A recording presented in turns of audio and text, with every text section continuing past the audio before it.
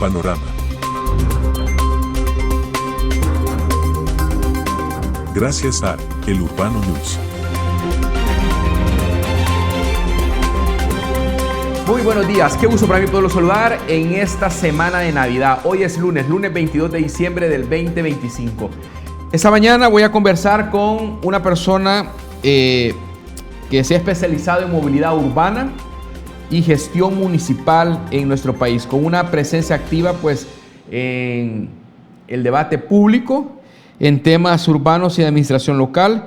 Me refiero al fundador y presidente del movimiento civil San Salvador, Otra Ciudad Posible. Con nosotros el cantautor y propulsor de la música de protesta, y que un día me dijo: José Luis, yo soy loco. ¿Pero por qué se dice así? Es que me fui un día en mi juventud de San Salvador a Panamá. Bueno, dije yo, pero me fui a pie, así que damos la más cordial bienvenida a Andrés Espinosa. Muy buenos días, qué gusto para mí saludarlo en este lunes muy fresco de la mañana. En primer lugar, agradecerte porque veo que has hecho tu tarea. A veces se conoce poco esa parte de mi vida, de que hago música. Yo he sido parte de un grupo de música tradicional salvadoreño muy conocido en la época de la guerra, el Yolocán Baitá. Estuvimos con el Yolocamba en más de 600 ciudades, en 46 países. Y bueno, por decir algo, en Vancouver, Canadá, cuando cantamos nosotros ahí en una playa, había más de 60,000 personas.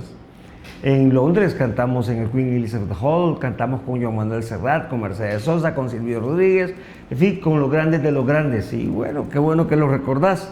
Y me acordás un poco de ese pasado. A mis 16 años me fui a pie hasta Panamá. Eso es verdad. Vago profesional. Ahí me gradué de vago, mira. Qué alegría para mí saludarlo. Gracias por estar acá, don Andrés. Gracias a ustedes por esa fiel sintonía. Esta mañana pues estamos, como todas las mañanas de lunes, miércoles y viernes, en 2 canales de YouTube transmitiendo en vivo. Cuando son en nuestro país las 6:05, estamos en Tribuna SB y estamos en Urbano News.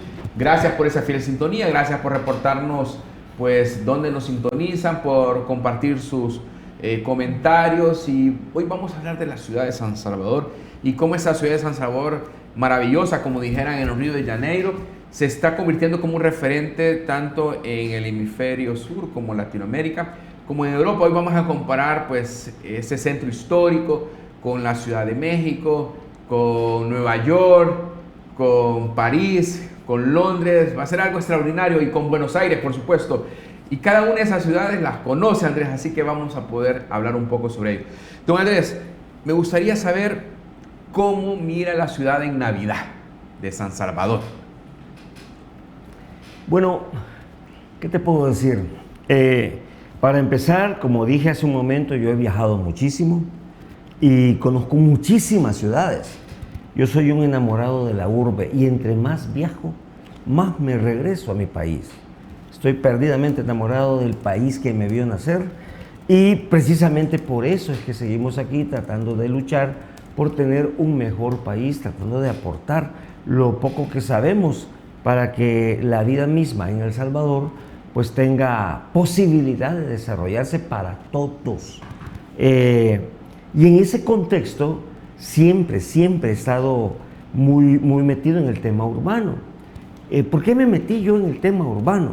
Sí, señor. Cuando yo fui concejal de la alcaldía, cuando en el primer gobierno de este alcalde, que si usted tiene más de 40 probablemente lo recuerde, Héctor Silva Argüello, no sé si lo recordarás. Sí. De hecho, fui alcalde de San Salvador. 6 días nada más. Designado. Pero fui alcalde. Un viajecito que se echó el Héctor me dejó cuidándole la tienda. Por cierto, coincidió con la llegada, la primera vez que vino a El Salvador, este cantautor español llamado Joaquín Sabina, con quien no he podido cantar nunca, pero eso sí, a mí me tocó darle las llaves de la ciudad y todos los reconocimientos que la urbe permite a artistas de ese nivel. Ahora, San Salvador en Navidad. Lamentablemente, El Salvador tiene 2 El Salvador. Un El Salvador que está, creciendo de una manera impresionante, que cada vez es más bonito, y mucho más atractivo, está jalando gente, está haciendo que la gente venga aquí al país, y otro El Salvador que todavía es cuenta pendiente. Es decir, si me permitís contar una pequeña anécdota. Por favor. Yo soy periodista de formación, no sé si ese dato lo tenías. Sí, señor.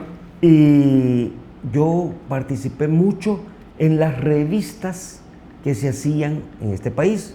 Casi todas las revistas que se han hecho en El Salvador alguna vez pasaron por mis manos. Una de ellas, la revista de la Asociación Salvadoreña de Industriales. Ah, sí. Y me mandaban a entrevistar a los diferentes empresarios salvadoreños.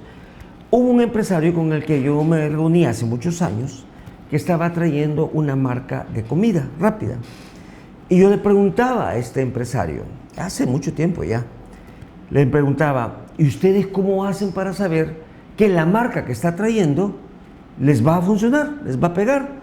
Porque aquí hemos visto franquicias como Popeye, por ejemplo, como Pollo Tropical, que tronaron.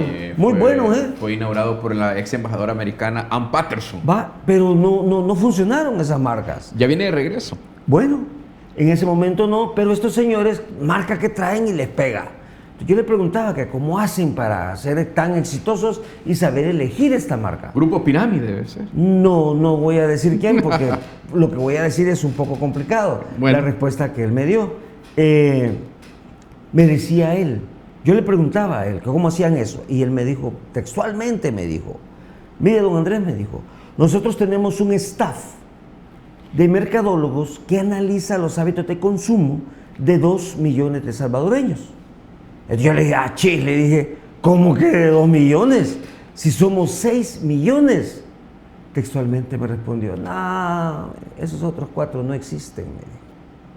Esos son los 2 El Salvador que tenemos.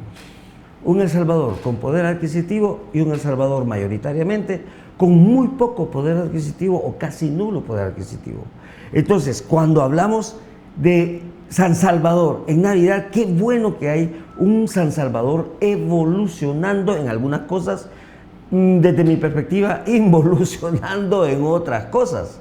Evolucionamos en la parte bonita y eso es muy bueno para El Salvador. Sí. Incluso para este sector de los 4 millones de invisibles que decía este señor, es bueno venir a San Salvador, ver cómo se celebra. Y te voy a contar otra anécdota y te voy a mandar el video. Gracias. Yo trabajé con el señor presidente cuando él era alcalde de San Salvador. Yo fui gerente de mercados. Y en ese momento se me ocurrió hacer adentro del mercado central el nacimiento más grande de la historia.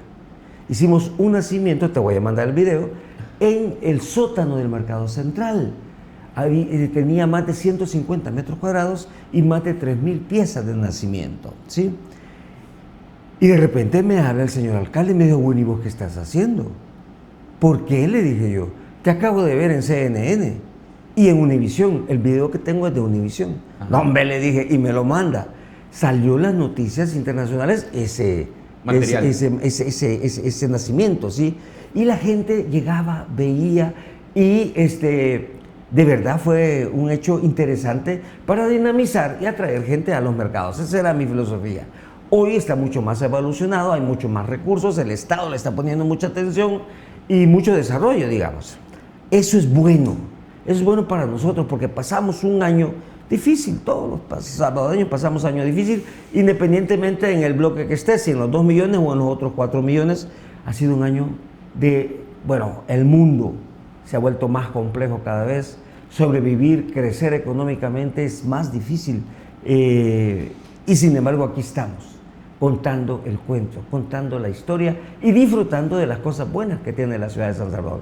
Hombre, yo aplaudo mucho esta visión, la aplaudo, me encanta, he ido a ver San Salvador desde que está evolucionando, he hecho propuestas al señor alcalde para poder resolver integralmente los problemas de la ciudad y ojalá que de algo sirva. Me encanta San Salvador. Qué bueno. Don Andrés, me gustaría ver, si usted lo permite, claro, hablar un poco sobre qué tan estratégico es para usted que este proceso de revitalización del centro histórico, como es San Salvador Centro, para la transformación integral del país. Mira, en primer lugar, San Salvador tiene una centralidad, ¿sí?, nacional muy importante. Hay economistas que dicen que la vida misma del país, en un 60%, probablemente en más, pasa por la ciudad de San Salvador.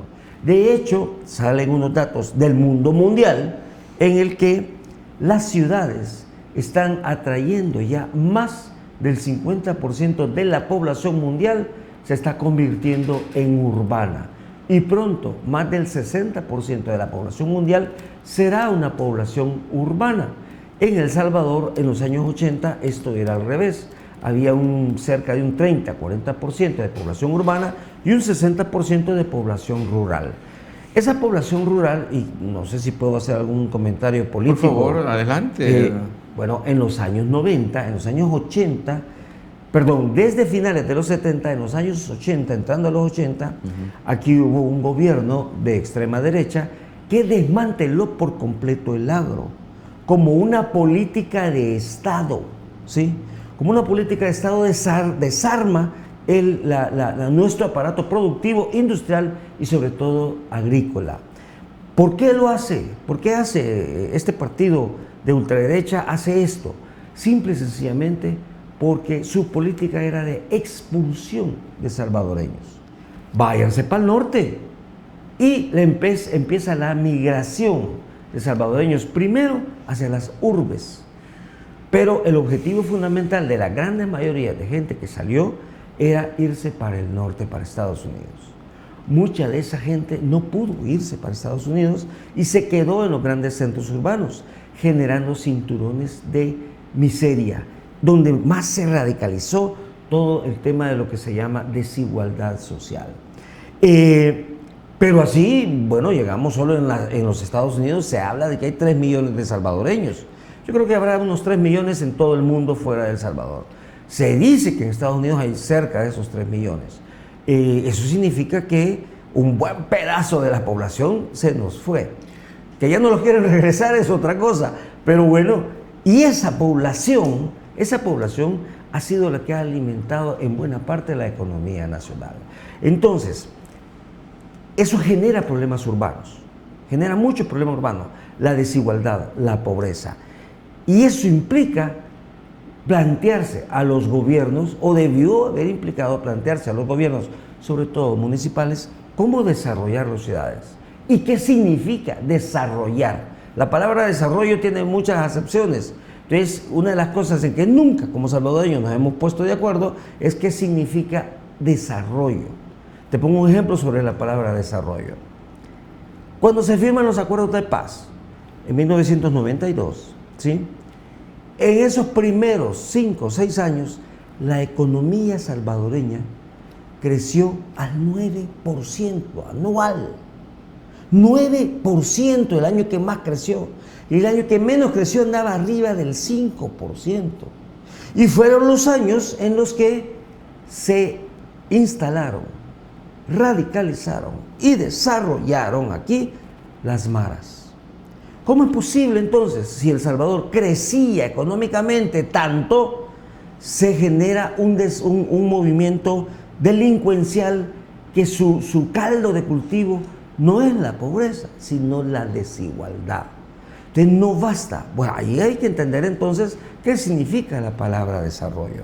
Interesante, porque nos pone en perspectiva sobre de dónde venimos, a dónde estamos y hacia dónde nos dirigimos como ciudad. Porque usted tiene un libro ahí que se puede proyectar cuando usted lo edita a lo que estamos viviendo ahora. Cómo la ciudad ha ido evolucionando, cómo el centro histórico ha podido resplandecer, porque toda esa vez estaba escondida en algún lugar. Sí. En lo personal creo que hay que entender, si vamos a dedicarnos al tema urbano, hay que entender de dónde salen las ciudades y por qué salen las ciudades. ¿Sirve de algo la ciudad o solo genera complicaciones? Nosotros como movimiento hemos hecho un estudio bastante profundo y nuestra teoría dice que las ciudades, sobre todo las ciudades primitivas, empiezan a formarse, su embrión nace por una necesidad concreta, y la necesidad concreta es resolver sus problemas. El ser humano primitivo se da cuenta que solo es más difícil resolver sus problemas. Cuando lo atacaba un tigre de dientes de sable, lo que sea, pues el tigre se lo comía si estaba solo. Pero si encontraba un núcleo poblacional de 2, 3, 5 familias, se podían defender más fácilmente.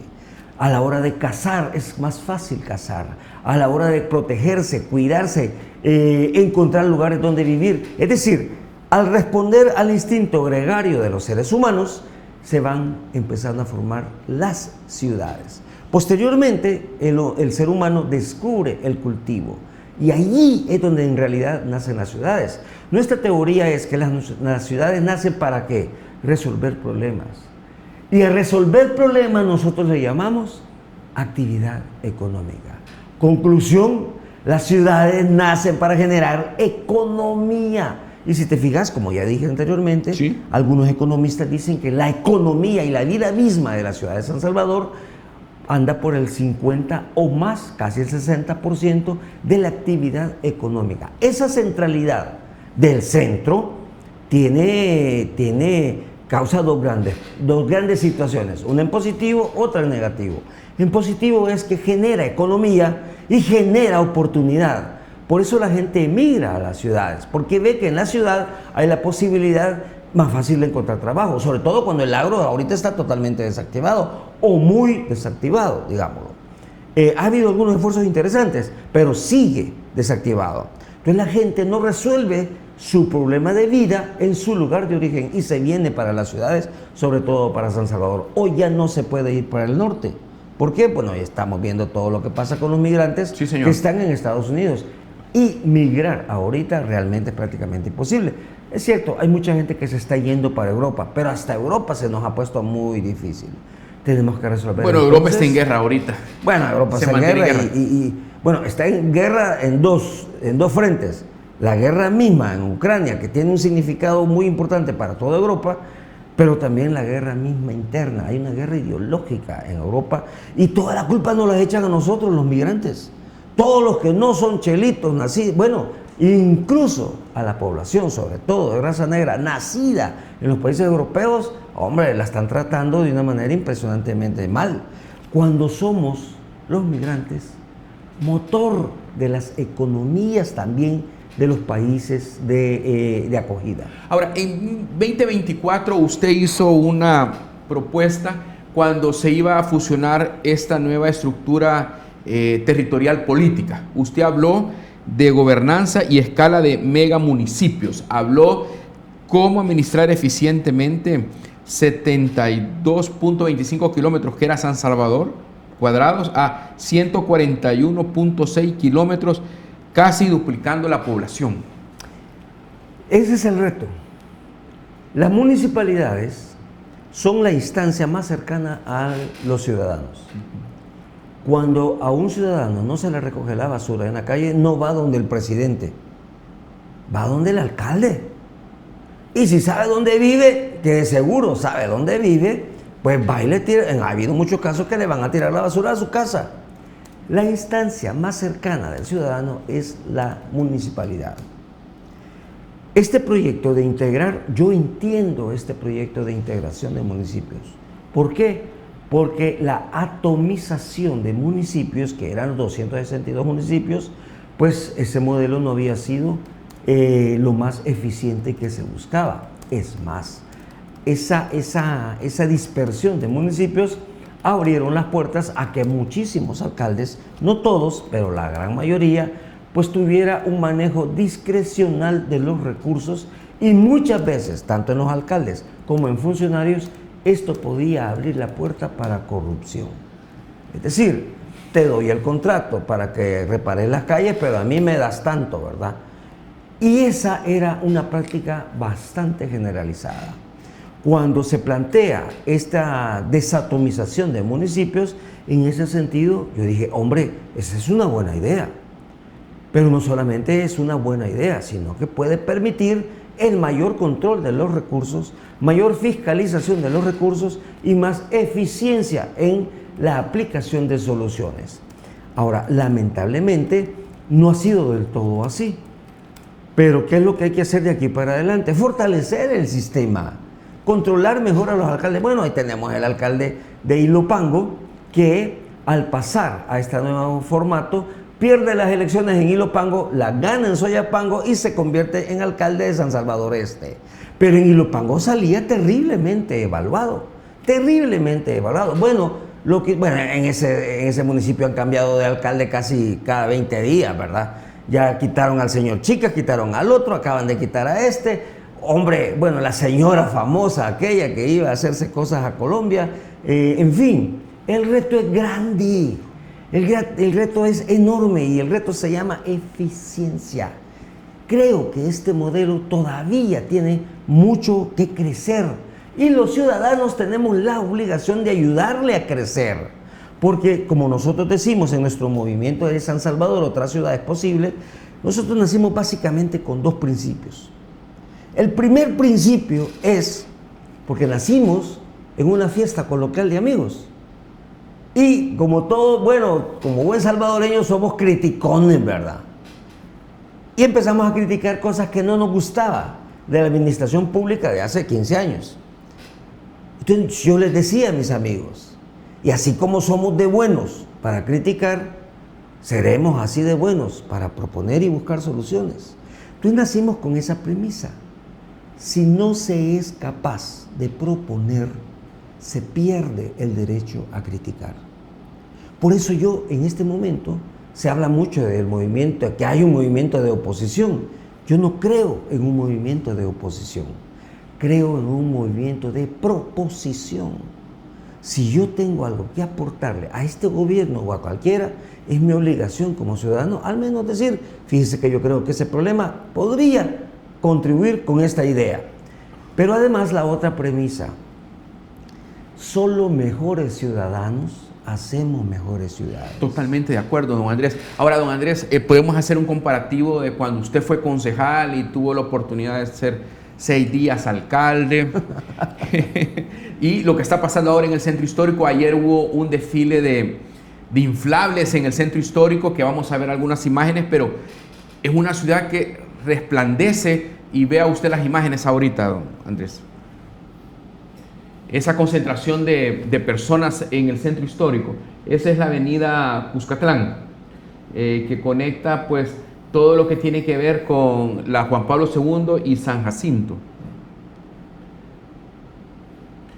No sé si usted conoce el desfile Macy's que se hace un día antes de Acción de Gracias. Vemos un lleno total del centro histórico.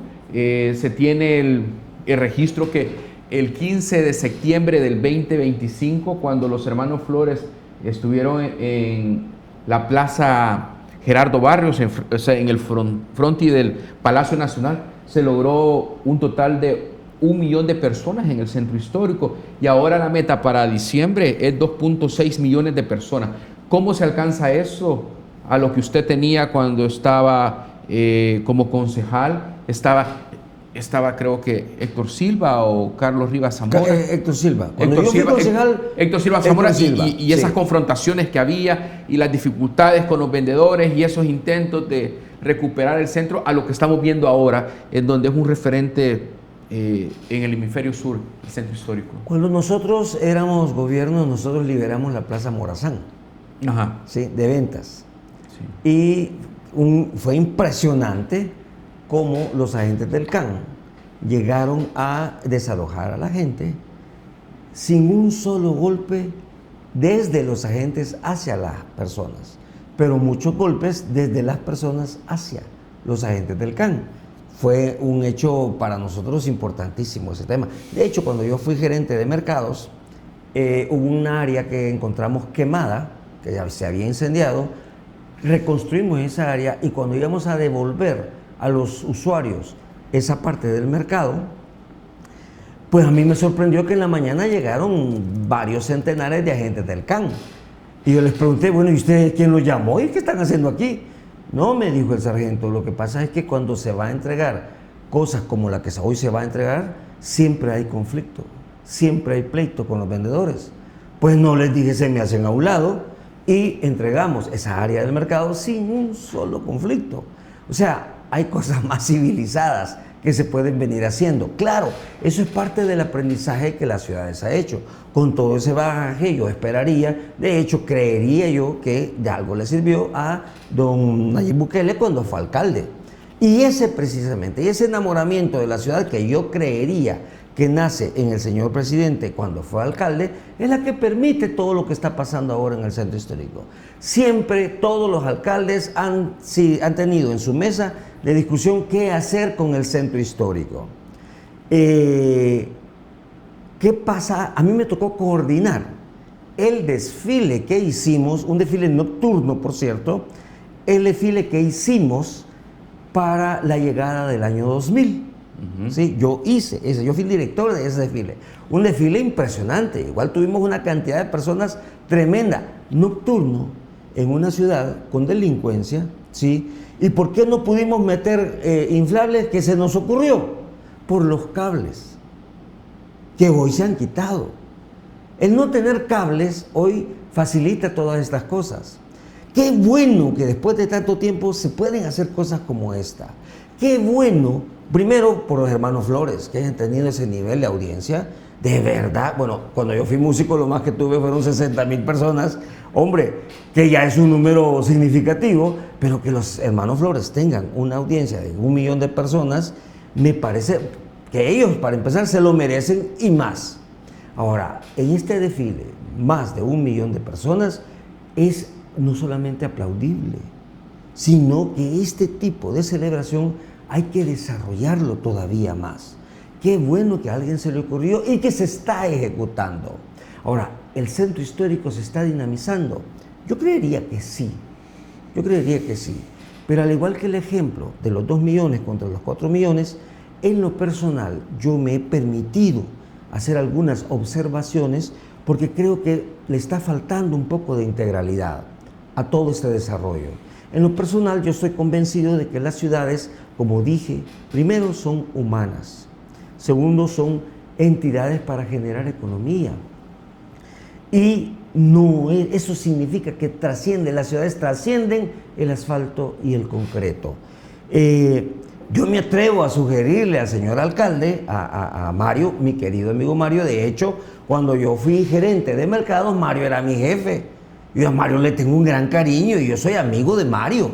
Pero ser amigo de alguien me obliga a decirle, hombre, mira, aquí tengo esta idea, tal vez te sirva implementarla.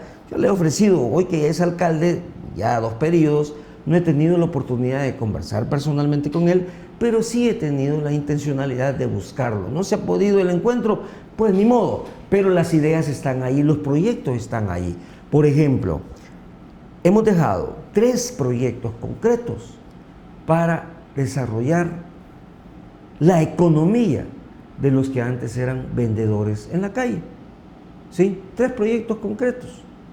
Si me permitís mencionar alguno de ellos. Por favor. Por ejemplo, esta no es idea ni de nosotros como movimiento, mucho menos mía, sino que es una idea de la Asociación de Empresarios Formales del Centro Histórico de los años 90.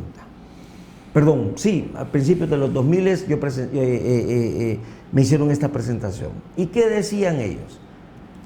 Ellos hicieron un estudio en todas las ventas informales del centro histórico y descubrieron que había cientos, sino miles de ¿qué? De costureras, de enfermeras, de carpinteros, de fontaneros, de electricistas, de albañiles. Entonces ellos decían, ayúdenos a generar empresas cooperativas por oficio. Y los sacamos del centro de la venta del centro histórico y los formalizamos. Y nosotros, como dueños de los edificios, que siempre estamos necesitando electricistas, carpinteros, etcétera, nos comprometemos a darles empleo durante todo el año. Vaya, ahí hay una salida. Hoy que se han recuperado una gran cantidad de edificios, creo que estas empresas cooperativas por oficio pudieran haber sido contratados. Lamentablemente ese paso no se ha dado, sino que se les ha dado a empresas formales que tienen grandes construcciones y tienen ya sus empleados y están reconstruyendo la ciudad misma, que esa parte es muy positiva, pero creo que perdimos una oportunidad de ir formalizando este sector. Yo estoy convencido que la gente que vende en las calles tiene un compromiso, y el compromiso no es vender en la calle. Como alguna vez le dije a Mario, el éxito no es sacar a las personas, perdón, eso lo empecé a decir cuando estaba este señor que le dicen bien feo, por cierto, en vez de alcalde, no era Mario Valente era este señor que se peina para atrás, ¿cómo se llama? Norman Quijano. Le dicen bien feo a este señor. Yo le decía a don Norman, porque él hablaba igual de construir y construir edificios y todo ese rollo. Yo le decía, mire, quítele un poquito de monumentalidad y póngale otro poquito de humanidad. Construyamos una ciudad para toda la gente.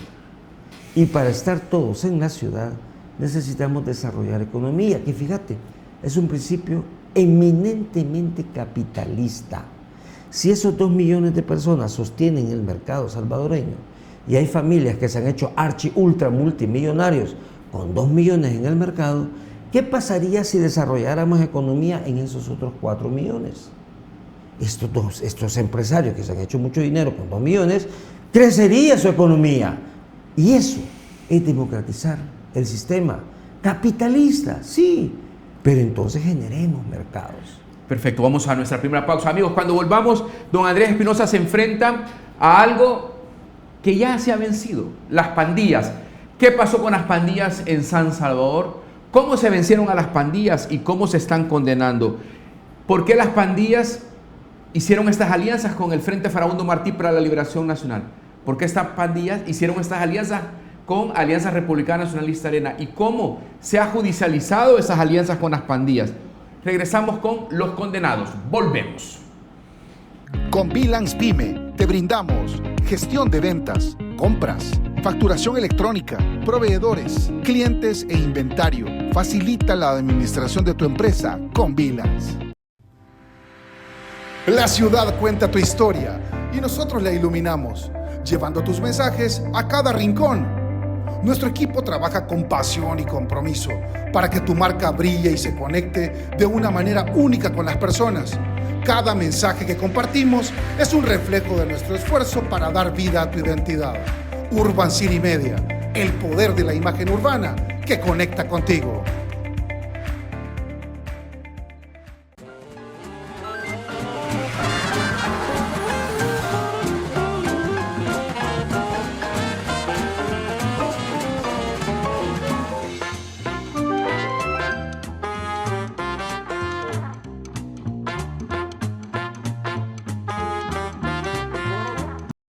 Por décadas, las familias salvadoreñas que sufrieron el flagelo de las pandillas nunca tuvieron justicia. Miles de asesinatos, desapariciones, violaciones y extorsiones quedaron en la impunidad. Ahora, el Ministerio Público Fiscal ha garantizado la justicia para más de 169 víctimas, logrando reunir abundantes pruebas en contra de 248 terroristas, miembros de la clica TLS de la MS-13. En este proceso, la Fiscalía logró que los pandilleros fueran sentenciados a prisión por 43 casos de homicidio agravado, 42 casos de desaparición de personas, 3 casos de feminicidio agravado, 86 casos de extorsión, 29 casos de proposición y conspiración en el delito de homicidio, 32 casos de procesos por actos preparatorios en tráfico ilícito, 5 casos de utilización u ocupación ilegal de inmuebles, entre otros. Entre los casos más graves se encuentra la desaparición y homicidio de los hermanos Toledo, ocurrido en diciembre del 2021, y la desaparición y feminicidio de la futbolista Claudia Jimena Granados, ocurrido en octubre de 2021. Estos criminales han recibido condenas ejemplares de hasta 1.335 años de cárcel. Así también se garantiza a la población salvadoreña de que el cáncer de las pandillas no regresará a las calles. Esto demuestra la efectividad del combate hacia el crimen organizado, desarticulando estructuras que por muchos años operaron, incluso con la protección de los antiguos gobiernos. Eduardo Trujillo,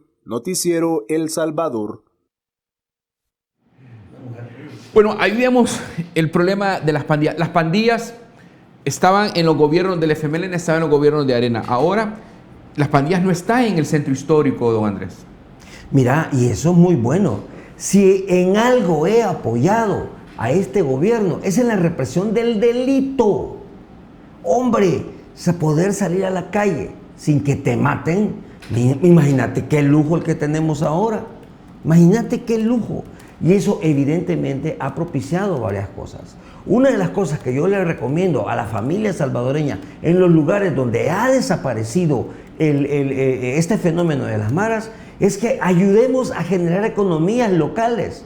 Si usted antes iba 2, 3 veces a comer al pollo no sé qué, hombre, destine una vez a comer pupusas donde la señora que puso una pupusería a rayete que ya no están las maras.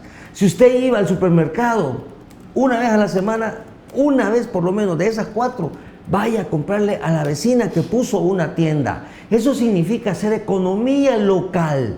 Aportémosle a la economía local. Qué bueno que las maras ya no existen. Lo que tenemos que hacer es que nunca regresen. ¿Y qué tenemos que hacer para que nunca regresen? Uno de los primeros pasos que hay que dar es fortalecer las economías familiares, que yo entiendo que cuando el señor presidente lanzó su candidatura a un segundo periodo, sí, él señor. dijo eso, nos queda de tarea la economía. Y eso es lo que no solo es responsabilidad del presidente y los gobiernos, también es responsabilidad nuestra. Y mira, algo maravilloso que está pasando aquí es el tema del emprendedurismo. ¿Qué quiere decir emprendedurismo? Que los salvadoreños andamos en la rebusca permanente, pero rebuscar no significa construir cosas alternativas. Comprémosle a la gente que anda en esa lucha, ¿sí? Y hoy los medios electrónicos nos dan facilidad de que alguien que vende zapatos, probablemente es más eficiente vender zapatos en línea que salir al centro histórico a vender zapatos al que vaya pasando. Tenemos que ser parte de la solución, toda la gente, toda la ciudadanía. Y ahí estamos construyendo una ciudad inclusiva. ¿A partir de qué? Del esfuerzo ciudadano, de las nuevas herramientas electrónicas y sobre todo de la empatía de los salvadoreños. Que mira, no hemos tocado el tema del transporte, de la movilidad, que es uno de los temas que a mí me apasiona. Son 706,000 personas que se movilizan en toda esta urbe, tanto en San Salvador como conectando el interior del país, occidente, la zona norte y la zona de oriente. 1.2 millones tengo yo de datos. Yo estoy hablando de transporte millones. público. Transporte público, Sí. porque está la movilidad ya, Sí, las personas en los vehículos particulares. Vaya, ese es un dato que sería interesante Discutirlo, profundizarlo. conocerlo. Mira, el señor Héctor Silva, el alcalde Héctor Silva, yo soy músico, soy periodista de formación y alguna vez, aunque no me lo crea, hice deporte, jugaba básquetbol. Me fascina el básquetbol. Nunca jugué fútbol porque una vez me dieron una patada en la boca y quedé más feo de lo que soy. Pero bueno, el tema es que teniendo yo esas 3 temas de interés, Héctor Silva me dice, mira, te vas a hacer de cargo del tema de transporte de la ciudad. Ahí sí, casi lo ahorco. Yo le decía, Héctor, pone un ingeniero allí, pone un arquitecto. No, me dijo, te quedas vos allí, punto. Muy democrático, por cierto, esa decisión. Claro, a los 2, 3 meses yo estaba agradecidísimo. Es como cuando don Nayib me puso en el sistema de mercados. Claro. Yo le dije a don Nayib, yo no quiero ser gerente de mercado. Tengo testigos de esta conversación, yo estaba en la ciudad de Los Ángeles cuando me llamó.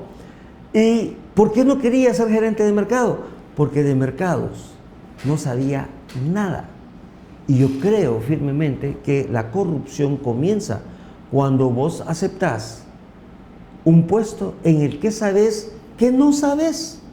A partir de ahí empieza la corrupción. Con experticia y todo lo Pues demás. sí, pongamos un experto, le decía yo a don Nayib. ¿Cuál fue el acuerdo con él? Que yo le iba a sostener la peña en el mercado 3 meses, nada más. Y en 3 meses íbamos a buscar a alguien que sí supiera de mercados. Lamentablemente ese personaje no apareció.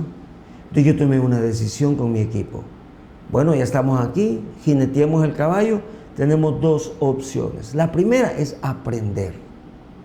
Si no estamos dispuestos a aprender, agárrate de la mano y te salís, como decíamos cuando éramos bichitos.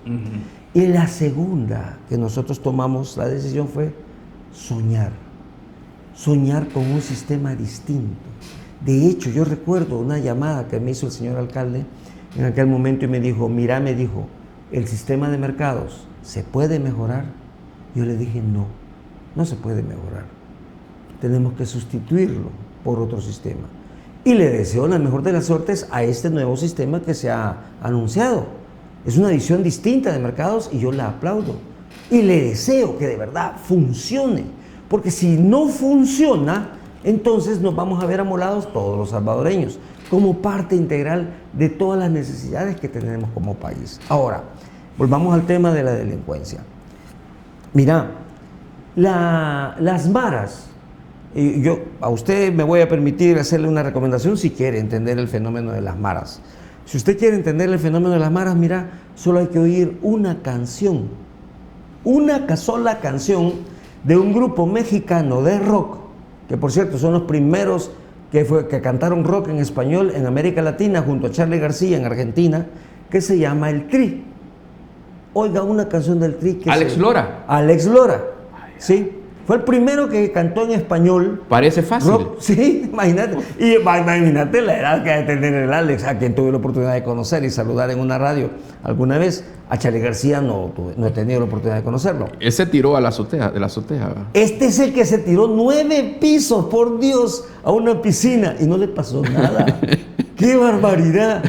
Bueno, algún pacto con alguien ha de tener, porque todavía a esta edad sigue haciendo música. Sí. Es un genio, Charly. Sí. Ahora, Alex Lora tiene una canción que se llama Niño sin amor. Óigala. Ahí explica claramente por qué el fenómeno de las maras. Y el fenómeno de las maras es un fenómeno que no tiene que ver nada con la pobreza, pero sí con la desigualdad. ¿Sí? Lamentablemente, el origen de las maras es como una necesidad y se convirtió en una tierra fértil para el crimen organizado, que es lo que nos terminó de amolar a todos nosotros. Y mira, hay una cadena de televisión, no sé si puedo decir el nombre de esa cadena de televisión. Bueno, hace 2-3 meses, esta cadena que se llama TCS, dio un dato que a mí me aterró. Dijo, en El Salvador, 6 de cada 10 personas en edad económicamente activa no tienen empleo. 6 de cada 10. A mí me aterra. Como me aterra el tema del transporte. Vaya, suponete que yo creo, según mis datos que yo tengo, es 1.2 millones de personas que se mueven en el sistema de transporte de la ciudad de San Salvador. Vos tenés el dato de 700 y pico mil. Cerrémoslo en medio, es 1 millón de personas más o menos. Digamos que es más o menos 1 millón de personas que se mueve diariamente en la ciudad de San Salvador en el sistema de transporte. Según la Mesa Nacional de Transporte, ya que nos metimos en este tema, según la Mesa Nacional de Transporte, una persona que usa ese sistema pasa entre 4 y 4 horas y media diarias metido en un bus. Si vos multiplicas eso por 365 días, te sale 62 y pico de días. Pasás 2 meses del año sentado metido en un bus. Si le pones dinero a esos 2 meses, ojo, días de 24 horas, pero ponerle que fueran días laborales. Son $408 el salario mínimo, quiere decir que cada salvadoreño está invirtiendo en ir sentado en un bus 2 salarios mínimos. Ahora multiplica $816 de cada salvadoreño por ese millón. ¿De qué estamos hablando? Diario. Ese dinero no lo sentimos porque probablemente no nos lo bolseamos, pero lo estamos pagando carísimo. Totalmente. En una ciudad ineficiente. Te pongo otro dato sobre el tema de la ineficiencia de la ciudad, que son los temas que a mí me apasionan. No, y los conoce perfectamente y usted sabe lo que implica el transporte, los proyectos que ha habido para poderse movilizar, los intentos por ordenarse y cómo las pandillas premiaron el transporte, tenían sus propios autobuses, se renteaban, se mataban entre los mismos pues no lo premiaron, lo castigaron y castigaban a la gente más pobre. Totalmente de acuerdo. Ahora yo lo que le puedo decir que la gente va en el transporte tranquila. Hoy va tranquila. Y con vida. Sí. O sea, están respirando. Sí. El derecho a la vida se recuperó. Ahora, don Andrés, permítame podernos ver en un espejo. cómo el centro histórico está haciendo noticia a nivel mundial. Y cómo se compara con las grandes ciudades maravillosas. Un día hablamos de Río de Janeiro, ¿se acuerda? Sí. Ahora quiero compartir con el auditorio cómo México vive las Navidades, cómo México tiene aquellos mosaicos de luces en los edificios públicos, en la Plaza Garibaldi. En Times Square. Vamos, estaba en Navidad en Times Square de Nueva York. Vamos a hacer una secuencia México, y ya lo vamos a tener en pantalla. México, Londres, Buenos Aires y por supuesto París con la Torre Eiffel, que usted ha ido un par de veces. Sí. Después de aquella película. Francia me lo he pasado 20 veces de arriba para abajo. Pero ahí estamos viendo México. Usted mira cómo en el centro histórico tienen el sistema de esos taxis rosa. Vemos esos emblemáticos mosaicos, las piñatas que son tradiciones en la Ciudad de México, en los centros comerciales, porque están muy en la idiosincrasia pues, del mexicano que va a la ciudad. Usted está hablando de películas, está hablando de Alex Lora. ¿Se acuerda del Mil Usos? Sí. ¿Cómo llegó a la ciudad? Hizo de todo. Sí. Se rebuscó en todo. Sí. O por decirle a los salvadoreños, un día en la vida de Magno Argueta. Sí. ¿Cómo empieza el día a las 4 de la madrugada o a las 3 de la mañana? A trabajar la tierra. Y cómo ese sol incandescente lo va quemando, lo va quemando. Te cuento una parte que probablemente no salió en la investigación que me hiciste. Mi primer trabajo lo tuve a los 7 años y fue en el campo. Lo que hoy ya no existe. Lo que yo hacía era deshijar algodón.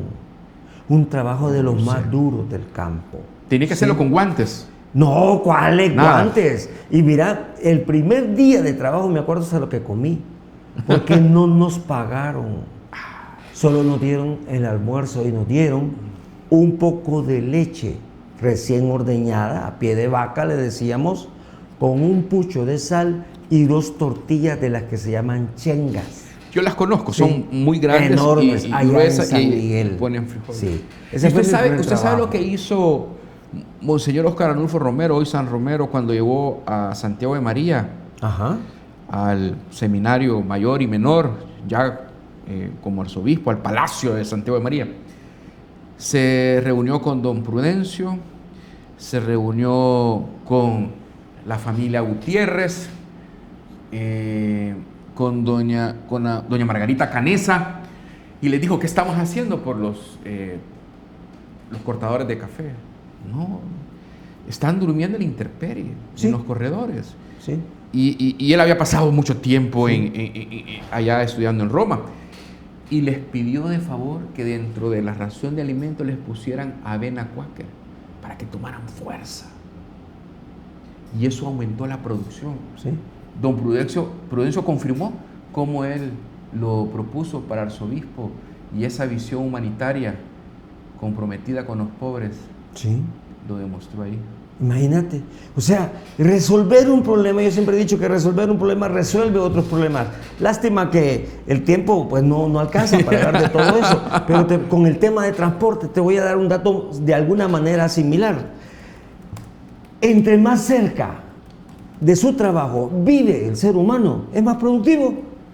Yo tengo un estudio de este vuelo, mira, de que la cercanía hogar-trabajo eleva tu nivel de productividad, pero eleva sobre todo tu calidad de vida, tu vinculación con tu familia, proteges a tus hijos, estás mucho menos preocupado y te preocupas más por rendir en el empleo. Y además, si haces eso, desarrollas una de las alternativas que nosotros hemos propuesto 20 veces, desarrollas el territorio. Y suponete que la gente que vive en Soyapango se queda trabajando en Soyapango, estudiando en Soyapango, resolviendo su vida en Soyapango, entonces puedes meter otro sistema de transporte, el más moderno del mundo. ¿Cuál es? La bicicleta, No, porque son distancias cortas. Y mire todo este tipo de infraestructura vial que se ha hecho.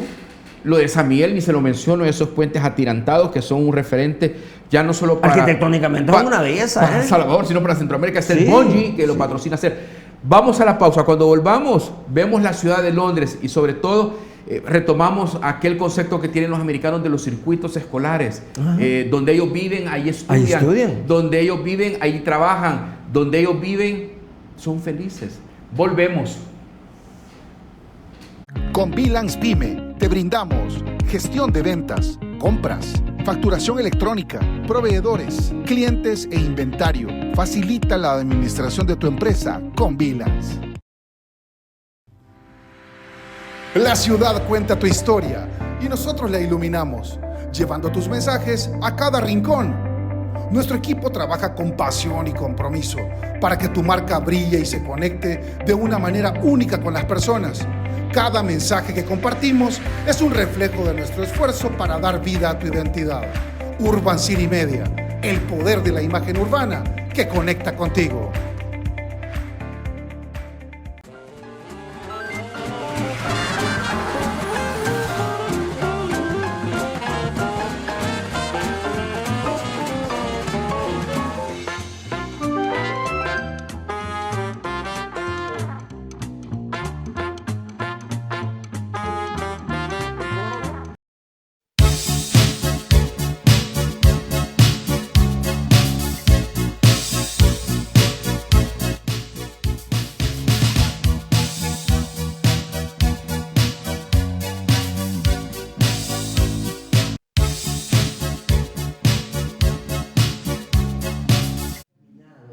Bueno, estamos viendo Londres en Navidad.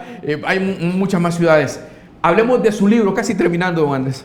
Mira, bueno, yo soy tan enamorado de la ciudad de San Salvador y las cosas que están pasando y que pueden llegar a pasar todavía más en la ciudad de San Salvador, que en mi vida privada, como dije, soy periodista, yo tengo una pequeña editorial, hago libros y revistas. Pues las revistas han desaparecido, pero ya pronto vamos a lanzar una revista turística.